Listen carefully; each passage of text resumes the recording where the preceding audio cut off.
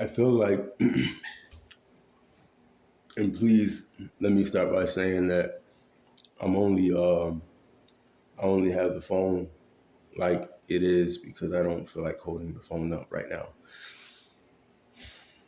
But I'm only saying what I'm saying because I feel like I would like to feel as though I have someone who I can relate to in what I'm about to explain. And that is the dynamic of feeling as though you are often in a position where you feel like a simple request is unreasonable. Okay, let me start by saying this. Now, I'm not trying to jump on Nicole, right? But you remember how I said Nicole sets up lies? Like, and her friends can tell you this, her ex-boyfriends can tell you, she sets up lies for later, right? Like one time she was like, yeah, you make noise. But when she was in here in my apartment, and she was like, you do this all the time? I was like, no, I don't do it all the time because that's my point. Like I don't even have a TV. You think I couldn't have bought a TV by now? I don't have a TV because I can't go buy a TV on the first of the month. You know what I'm saying? Or a radio. I don't need a TV. I don't need a radio. That's why I don't have a TV. That's why I don't have a radio. And I play my guitar and I'm not saying this as a brag. It's really kind of, I hate to use the word shame, but I should be practicing that craft daily. And I was. Like when I say I was like like doing my thing for like when I said I was waking up at a certain time, going to sleep at a certain time, that was for a period of time. Like you have to understand there are periods of time that I've been here. You know what I mean? So like when I first got here, I was still smoking. I had just come from the Red Roof Inn. And so I was still smoking or whatever. And so from that time until February is when I probably overdid it a little bit. You know what I mean? Like the diet, because the diet was just, it was real fast, real strict, and it was just like it shocked my body. Like I was all of a sudden cold all the time. You know what I'm saying? Like, and I'm never cold. I'm always hot. You know what I mean? And you know what I mean? Like it was. But I was like, it was nice to be like strict on something, to be disciplined on something. And that with the workout and the Bible study and the language study, it was like this whole thing. And so from there until September, late September, no, not even late September. It was right after I dropped that Stupid Love song. And this is not a promotion for that song. That song really, I mean, I ain't gonna trash my own music with it. Right after that, I met a friend and she had weed and liquor and I drank and I made it like, you know what I mean? It ain't no big deal, you know what I mean? I'm just doing it once and then it became like, not like a habit, like I was like on it like every single day right away. And then it became like, yeah, let me get a shot every day. You know what I mean? It was like, and this was coming from going from February all the way until September, not doing nothing. And that is the absolute truth. I was buying cigarettes before. And then at one point, I was like, when I was spending all that money on hotels and stuff, I had to buy Lucy's. This was one psychopath, black garden gnome looking dude who's diagnosed with personality disorder and tries to put that on other people. If you're awake and alert one day, and then the next day you're like, "What's up, man?" But he wants to talk. You know what I mean? Instead of just selling you a cigarette, you know what I'm saying, or the two cigarettes, and then say, "Do you have any food?" And then you give him chicken, and chicken ain't cheap. He forgets that. Give him $20 one time. Forgot that. You bought him sodas because he's always asking for drinks and stuff. So if I don't have no dollar, can I buy you a soda for two cigarettes? I didn't think it was a burden. I wasn't asking for a favor. I thought I was like, it was like quid pro quo. You know what I'm saying? And he tries to make it seem like he doing people favors. Like, man, you a bum, bro. If I'm a bum, you a bum. I never even been in your house. I talked to you about the things of God. That's how I started talking to you. Then we started talking about boxing and stuff. I like Terrence Crawford. That's my favorite right now in all the divisions. Pound for pound, Terrence Crawford is my favorite fighter. His favorite fighter is Jaron Ennis. So his nickname was Boots. My nickname was Bud. And then all of a sudden, like after a while, he started switching it. It's like with my name. I introduced myself as Joseph when I met him.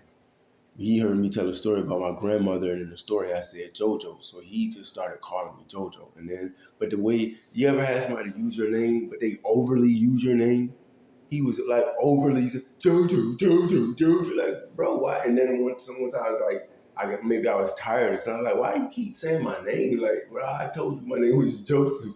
You know, that's when I finally said something because I was tired of it. You know what I'm saying? Like the dude is like he tries to like he's like so reasonable. He's super good at it, yo. Like he is like because he's intelligent. He's very intelligent. So he's like he's good at being, but he's literally diagnosed. Y'all gotta understand that dude is diagnosed with personality disorder. And I've talked to many psychiatrists. I've cried in front of them. I've laughed in front of them. They've seen my size, and none of them have told me I have personality disorder. Just because I know how to speak proper English, and when I want to communicate one way, and then I know how to talk this way when I want to just talk. You know what I mean? That's not a personality disorder. That's me just being able to communicate in different ways. If you can't understand that, you're just stupid. You know what I'm saying? That ain't got nothing to do with me. It is. What you mean?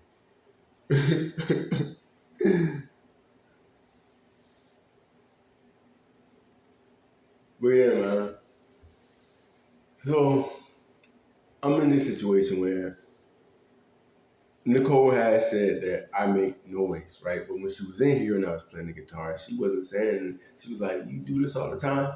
So she knows I don't be in here because when I do make noise, like that's my point, I don't practice guitar enough. So like I'm usually quiet. Like you usually can't even hear me walk from here to, I got my boots on right now.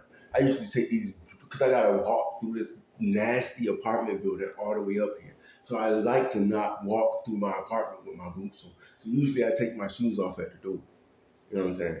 That's normally what I do. So you usually can't even hear me walk, and that goes on for weeks at a time. And then you'll hear me in here making noise.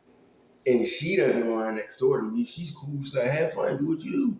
She used to play music at 8 in the morning. I didn't mind because I like the music she plays. You know what I'm saying? It was like we don't have an issue. You know what I mean? But this person on this side, I didn't have an issue with him at first because I understand like the dude is a drunk. Or I don't know what he does right now. I know what they do. Him and his friend do other things. That's between them. But there's a lot of the difference is this is normal traffic that I'm talking about. Normal banging of the door. And these walls are so thin that if he's snoring loud, I can hear him snore through my wall. And the bed that's like 350 pounds is right next to the wall. And it's too big to fit over here unless I put it horizontal to the window. And that feels super uncomfortable for me. Like I'm trapped. This is a barracks, and I'm grateful. I'm super grateful. Don't get me wrong. I'm just telling you the set of circumstances.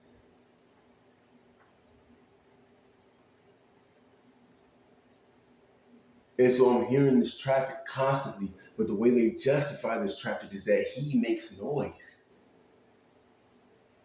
which that's a case of making a lie. You can tell a lie and you can make a lie. Yes, it's true that I sometimes make noise.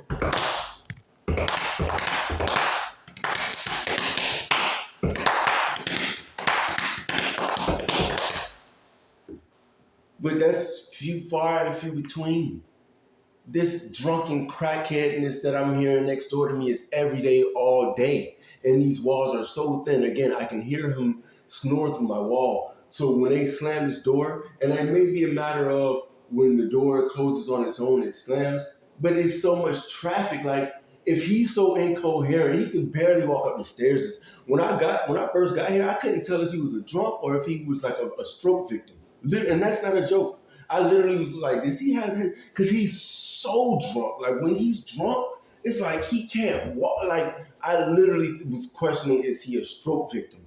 Because I saw him like that more often than not.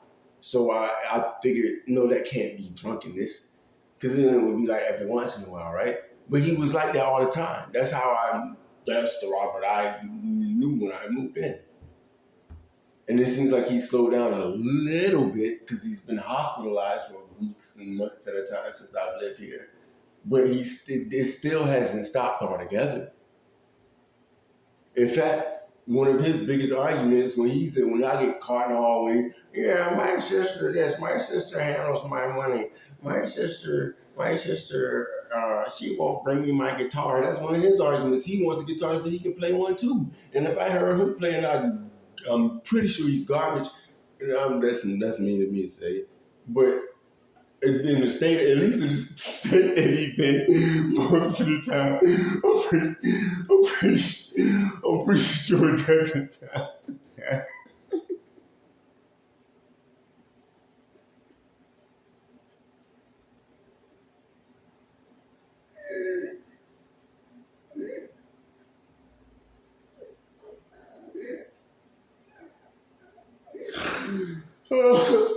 You know what I'm saying? So I'm like, man, look, I'm being reasonable to all my neighbors, but when I address these things, so like, he has a sister, right?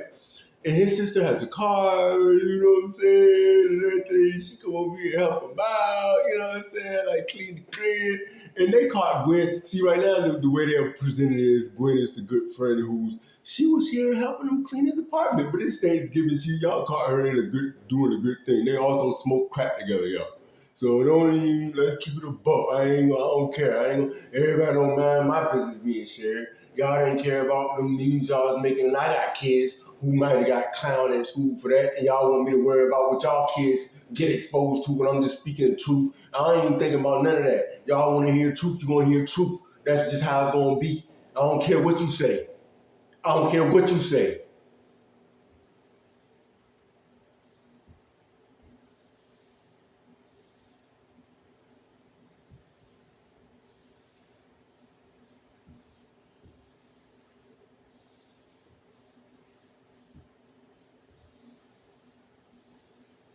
When you was the one putting yourself out there, then you should have said shame on him and left it at that.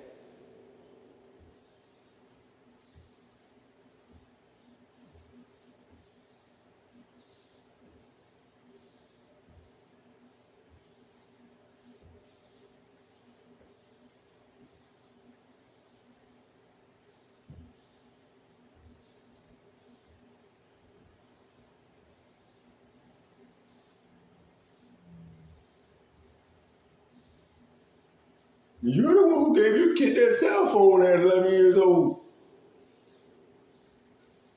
You the one who gave your kid that cell phone at 6 years old.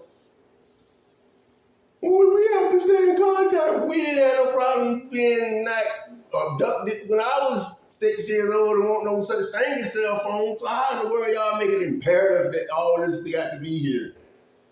Yes, it's a tool, but it has to be used objectively and subjectively. That is the key.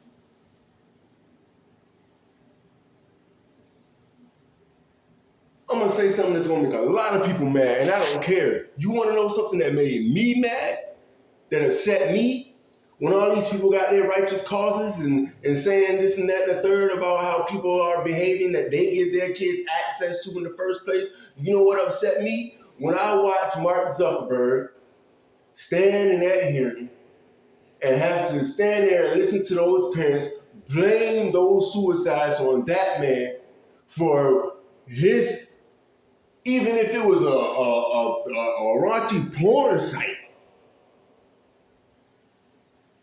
blame him for his platform, for their kids' suicides, and then him have to tell them sorry. I wanted to stand there and say, you better not tell them sorry. Matter of fact, now I'm going to say this in this here, you better not tell them sorry. Parents, since I'm so responsible for my children and what I'm not doing for my kids, the moves that I made, the decisions that I made, my kids are healthy right now and thriving. Instead of me getting to brag about them being in my custody.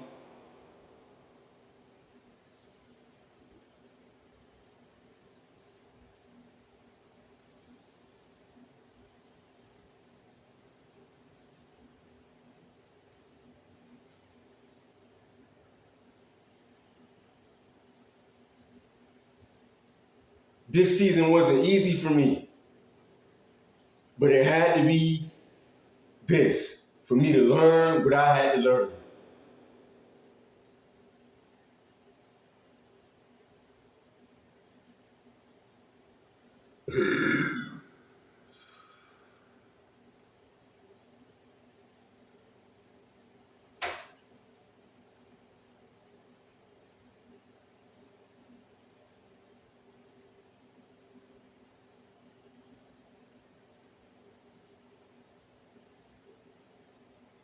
My refrigerator does that sometimes.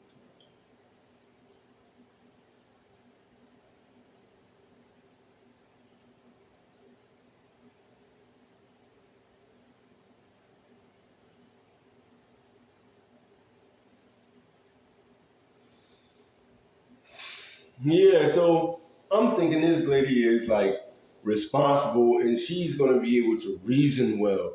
So when I get there, I'm thinking because I had just addressed Gwen.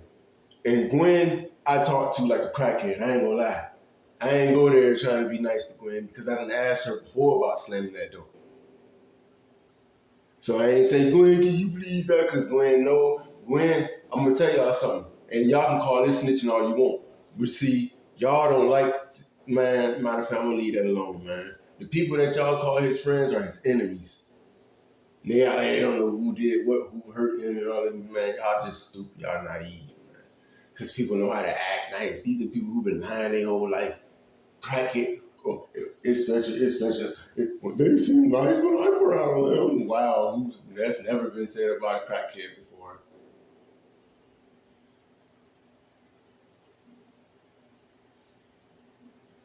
They're just naive. They don't know what's what. So it's stupid, yo. So the point is, so I go over there and I realize it's her this time. Because I had just addressed Gwen. So now I realize the door is slammed. I just add like, you know what I'm saying? Like he likes music. And I'm not addressing just the door slamming right now. It's just right now is the time that it's like irking me. So I'm saying, but it's something that needs to be addressed for all time. Y'all gotta understand my neighbor, man. This dude is like, he's like a 70-year-old baby. Y'all call me immature. This dude, when he gets mad, he does this thing. He's like, he makes this like screeching yell sound. And he'll do that for hours. Y'all be asking reports from the wrong people. Ask Eric on the other side of him. Kicking his dresser or whatever he does, or slamming the door like deliberately. Boo! Boo! And these walls are so thin, y'all. When you slam these doors, the wall shakes. Like we share this wall. The wall shakes. It's not just making cool music. He likes music, y'all. He wants to get a guitar, his guitar from his sister, so he can make noise as loud as he can possibly get. Probably won't even be that loud, but to him it is. So it's relative. Point is, I knock at the door and it's the sister. So I immediately realized, you know what? I need to approach this differently because I know that I can be intimidating, especially if I'm coming across as a ghetto black man, right? So I stop and I say, okay, swoop, switch, code switch, boom. Hi, Barbara. Well, no, first I asked her, what's your name? Because I've been living here 2 years and I've seen her come near, like, usually my windows for like, during those 7 months that I told y'all about, my blinds should be like open it with the windows open. Window uh like what do you call it? Hot or cold. Just because I like the windows open. Now I just open the blinds most of the time. Lately I've been doing the blinds closed. And that's not even the depression thing. I just like the vibe. It's like a smooth vibe. It's hard to explain. Not dark, just smooth. But yeah, so yeah, so I knock at the door and I ask, so she is, we do the introduction. I'm Joseph, she's Barbara. What are you cooking for Thanksgiving? She said, oh, we're frying a turkey. I said, really? I said, okay, this is what I need you to do. I said, when you finish frying the turkey, I said, cut it in half and bring it to 210. And she kind of looks at me. She's like, oh, you want some? I said, no. I said, cut it in half. And when you cut it in half, bring it right over here to 210. She said, oh, for Robert? I said, no. I live in 210. Bring it over here to 210, like cut it in half, and then bring it to 210. She said, oh, no. I live in Smithfield, and we're frying a turkey there. I said, yeah. Oh, okay, I get what you're saying, but that's what I'm saying. I said, when you get back to Smithfield, the turkey that you're frying in Smithfield, she said, I said, cut it in half, and then when you cut it in half, bring it over here. She said, oh, we'll see what we can do. And I said, you can't tell when I'm joking, can you? And she said, yeah, I knew you were joking. And, but then I said, could you do me a favor? When you come here, can you not slam his door? You know what I mean? And it comes into this like I'm being unreasonable. Like I'm just asking not to slam. Then she got as far as to say no one even had slammed the door when I had just got up because the door had just slammed. That's why I walked over there. It was like, and that's when I finally said, this conversation doesn't even have to be this long. It's like people, it's like, what I see? I see a lot of people driving past me who have way more responsibilities. And I mean, they're way more responsible in terms of like doing responsible things in life, but they're just as dumb as like dumb people who don't do responsible things, or smart people who don't do the responsible thing, in my case, in terms of how you perceive me.